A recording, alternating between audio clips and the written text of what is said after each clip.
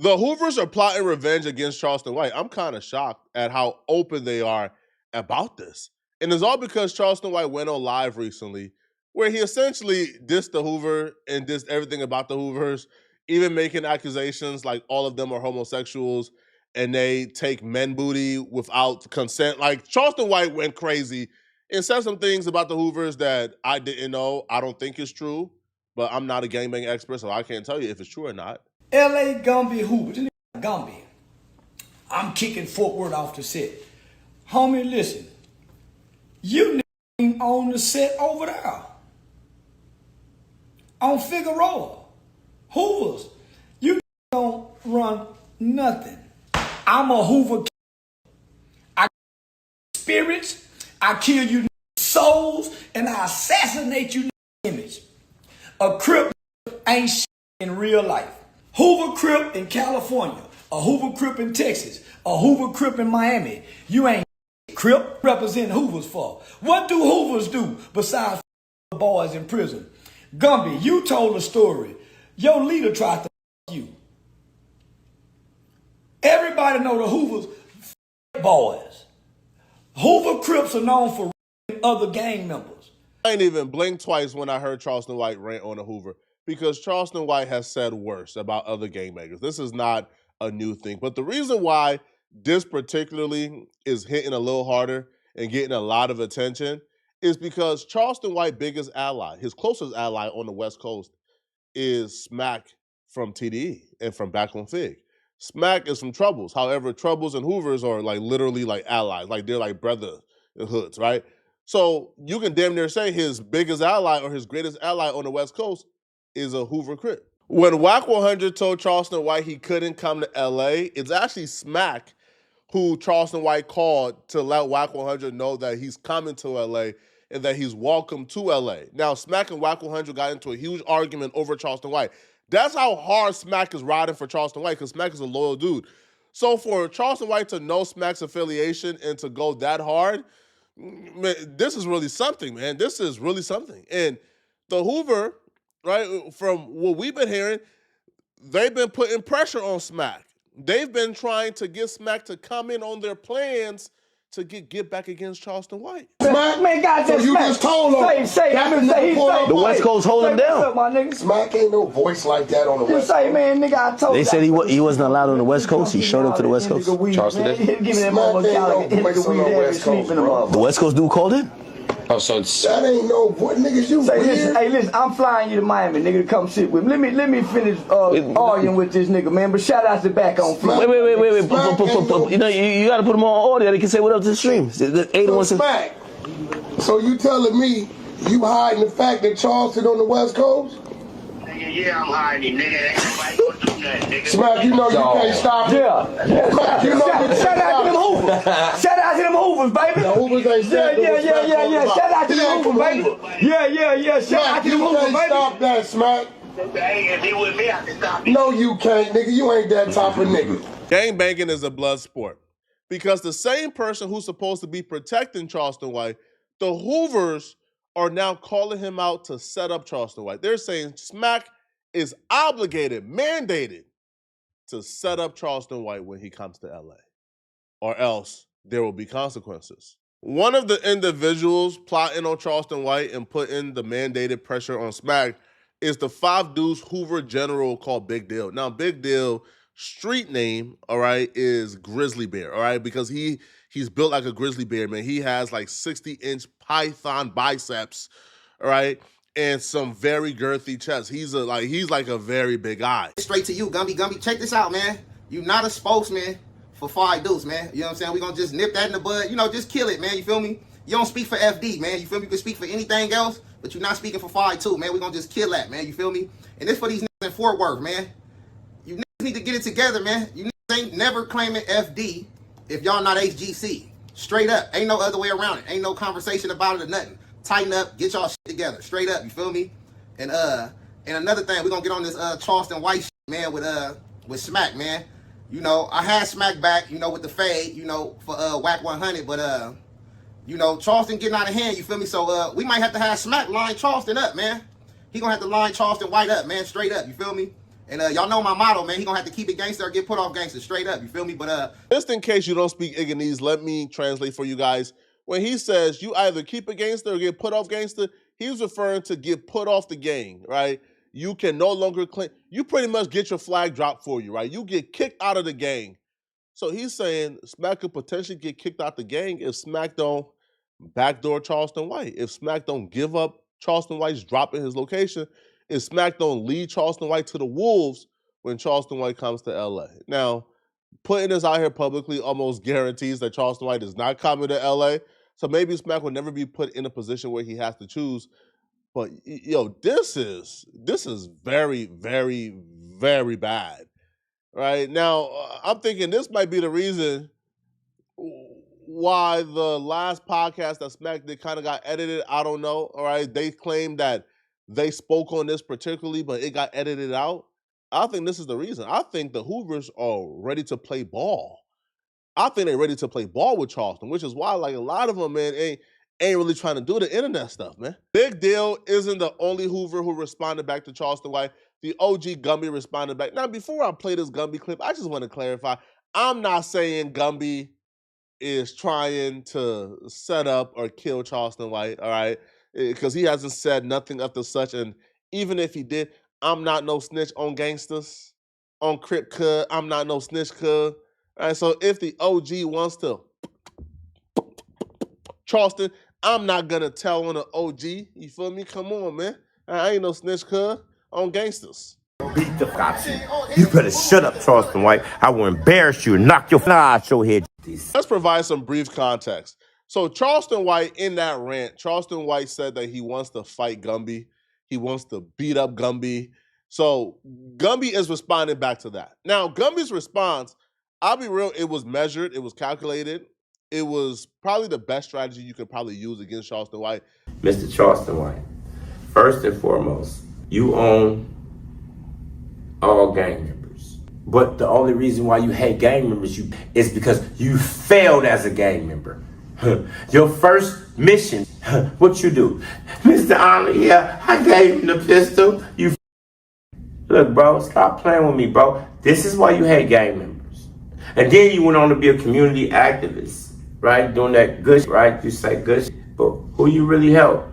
This is a common mistake I see gangbangers make when they respond back to Charleston White. I like Gumby, so I'm trying to give, the OG some game. I'm trying to give Gumby some game.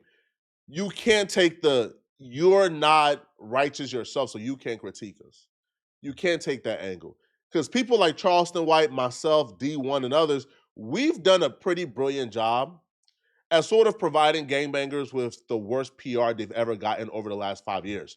So when you're going at Charleston White, somebody could not even know who the gangbanger is Charleston White is going at. They couldn't even know that gangbanger from a can of paint. That gangbanger could be the most righteous, most spiritual, moral, intact person in the world.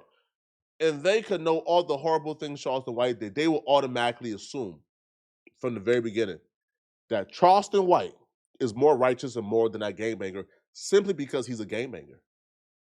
Considering or calling yourself a gangbanger in 2025 comes with a stigma that you can't really kick or beat, and there's no and there's there's really no way of beating that stigma. People automatically think if you're a gangbanger, you are the worst human being to ever grace this planet.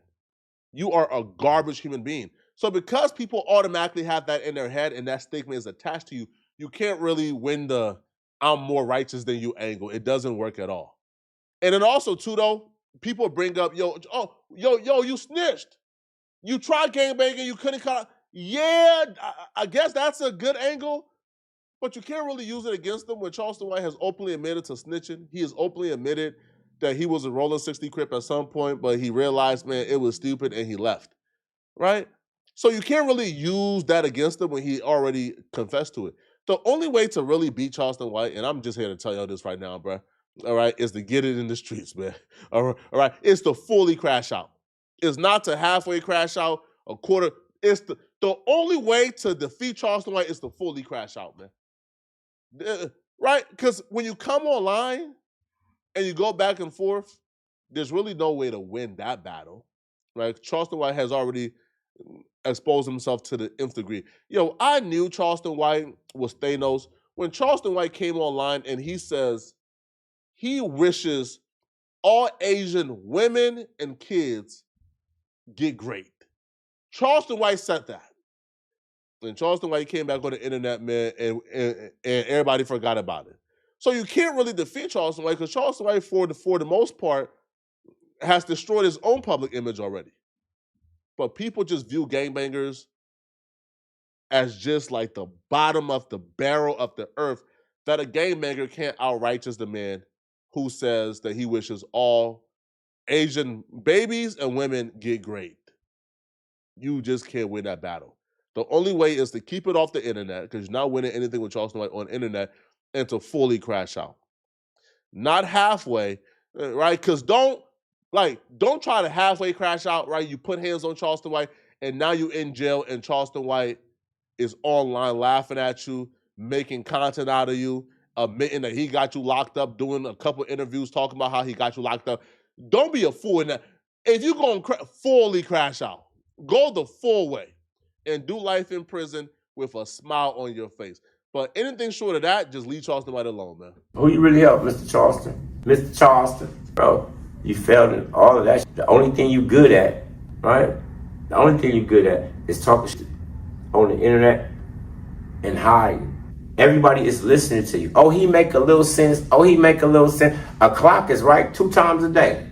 The devil was an angel. So of course they gonna make sense. This is what lure you in. Charleston White is nothing but the devil. He's the Judas. This man went to jail and told on his crime. Told on him, snitched. That's the same thing Judas in the Bible did. Then he sit on this and convince y'all, oh, what they say because they broke. Anybody that had money before, no, you go up and you go down, right? Right? See the difference between me and you? The difference between me and you, Mr. Charleston White? See, because no matter where, the weather or not, I have a dime in my pocket. My respect gonna carry me everywhere I need to go. It's not my fault that you misconstrued your life. You started off on the wrong path. Then your ass went and told on everybody. You was a buster, Charleston White. Now, back to the fight at hand. Mr. Charleston, please accept this fight so I can whoop your ass. You hate all the Crips and Bloods? Yeah, you just talked about Nipsey Hussle. Oh, Nipsey Hussle. Oh, yeah. Let me whoop you for them. On Hoover, I'll fuck you up. You was a buster. I'd knock your head out. I'd knock your eye right out your head. Man, Charleston, when them LA, man, when them LA dudes catch you, Charleston, fam, do you understand how mad you have to make a Hoover for him to say, I'ma whoop you on behalf of Nipsey Hussle, a rolling 60 Crip? Do you do you truly understand how mad you have to make a Hoover for a Hoover gangster Crip to say, I'ma whoop you on behalf of a rolling 60 Crip Nipsey Hussle? Oh, nah, man. It's gonna be bad for you. Now, I'm gonna say this, though. Gumby did something very strategic towards the end. Now, I'll be real. Towards the end, this angle right here should have been the angle the entire video. I don't pick sides here. I got a lot of love and respect for Gumby, all right? I tell Gumby, whenever I go to a Gumby live stream, I tell Gumby, man, I got a lot of love for you, Gumby. Now, hey, he don't ever respond back, right? Right? And he don't ever react to my comments, but, right? I tell him every time, I got a lot of love for you, Gumby, on Hoover, though. Right, I got a lot of love for Gumby, man, and I got love for Charleston White. Charleston White shows me a lot of love, so I ain't got no sides in this. But this next angle you're about to hear should have been the angle the entire video. This should have been what Gumby led with, and what he continues to repeat, because this is the angle right here that I think stands a chance against Charleston White. Because if you really drill this angle in, it's really hard for Charleston White to combat this angle without addressing it or reacting to it or debunking it, right? But when you bring up the snitch and stuff, he could have survived being a game maker, he's not righteous, But this next angle, This to me is the moneymaker and should have been the angle he really drills in. I'm sitting up watching, right? And they're talking about this dude, Charleston White. And I'm just, the crazy to me, it was a lady sitting in a chair, on a couch, and it was a dude interviewing her. And it had, the caption just had his name on it. And I turned it on, and come to find out, you raped your own cousin. Like, bro, stop playing, talking about somebody a booty bender. You's a rapist. Like, bro, you raped your own people, but you on here mouthing off. Stop mouthing off before I punch you in your mouth. No, I ain't gonna punch you in the street. I ain't gonna punch, matter of fact, I just might, you weird. You just told me it's only $500. I got $500 to punch you in your, you's a buster. Stop playing with me. I don't have information on whatever Gumby is talking about in terms of Charleston White and his cousin. I don't have no information on it. I'm not supporting anybody if it's true, but I don't know, right? But if I'm Gumby, that's the angle you kind of have to take, or that's the angle you want to do a deep dive on. The other stuff is not really going to affect Charleston. Charleston White is Thanos. He's indestructible. The only thing you could really chip that armor with is if you have real credible truth or you have proof that Charleston White did something to his cousin, all right? But y'all let me know in the comment section, what do you guys think, man? All right. Do y'all believe the Hoovers will catch Charleston White, or do y'all believe that Charleston White ain't never coming to LA, ain't never running into no Hoover in LA? Let me know in the comment section, okay? And if you're still watching this video and want to watch another good video, click on this video right here to find out how this podcaster almost got himself killed mid-interview. Like, literally almost got himself killed. No clickbait, on some real stuff. He almost got himself killed live in the interview. I'm going to see you guys in this video somewhere on my screen. I'm out of here, folks. Peace.